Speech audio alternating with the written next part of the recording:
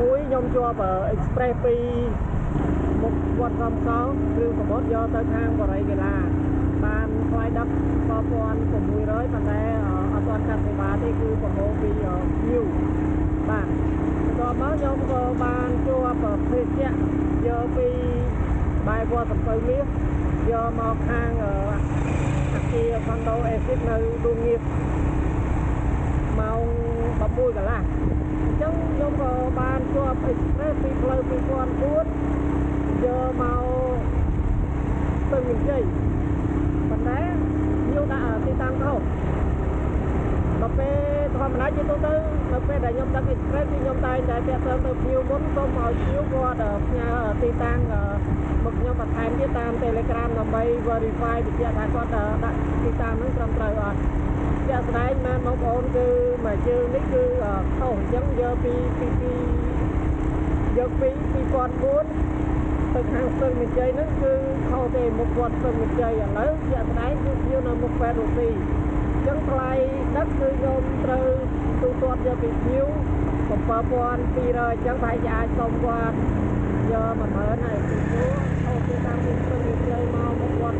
ពេទ្យរុស្ស៊ីនេះវាដីចូល3 គីឡូជិត 3 គីឡូដែរហើយជាប្រភេទសាច់ប្រាក់ទៀតបងប្អូនអត់ពិបាកមើលទេអញ្ចឹងគ្រាន់តែចង់រំលេចជូនទៅដល់បងប្អូននៅពេលដែលយើងជាប់បងអញ្ចឹងកុំភ្លេចយើងត្រួតពិនិត្យមើលថាវាគឺជាប្រភេទសាច់ប្រាក់ឬក៏ជាប្រភេទ Grab Pay សាច់ប្រាក់បានន័យថាយើងត្រូវទូទាត់លុយពីភ្ញៀវនៅពេលដែលយើង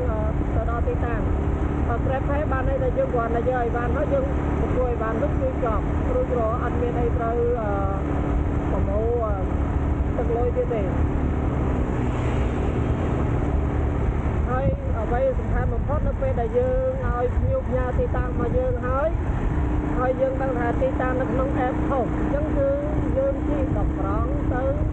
ទីតាំងរបស់ភ្ញៀវដែលគាត់ផ្ញើមកយើងតាម Telegram គឺជាទីតាំងដែលត្រឹមត្រូវជាក់ស្ដែងហើយកុំភ្លេចបិទ online ផងនេះអញ្ចឹងនៅពេលដែលយើងដឹកអីវ៉ាន់ហ្នឹងយកទៅឲ្យភ្ញៀវឲ្យត្រូវនឹងទីតាំងរបស់គាត់តែខាត់គឺយើងត្រូវតែបិទ online បើមិនយើងមិនបានបិទ online ទេវាអាចលូតបងថ្មីចូលមកគឺវាពិបាកយើងដោយសារយើងបញ្ចប់ការងារទី1អត់ដល់រួចរាល់តាមណាដែលបងថ្មីចូលមកទៀត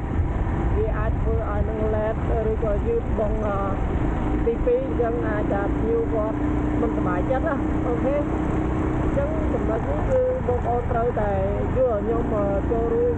ចែករំលែកបងប្អូនប៉ុណ្ណឹងឥឡូវខ្ញុំមកដល់ក្រមស្ពានស្ទឹងមានជ័យហើយខ្ញុំកំពុងតែជិះកាត់តាមផ្លូវលូ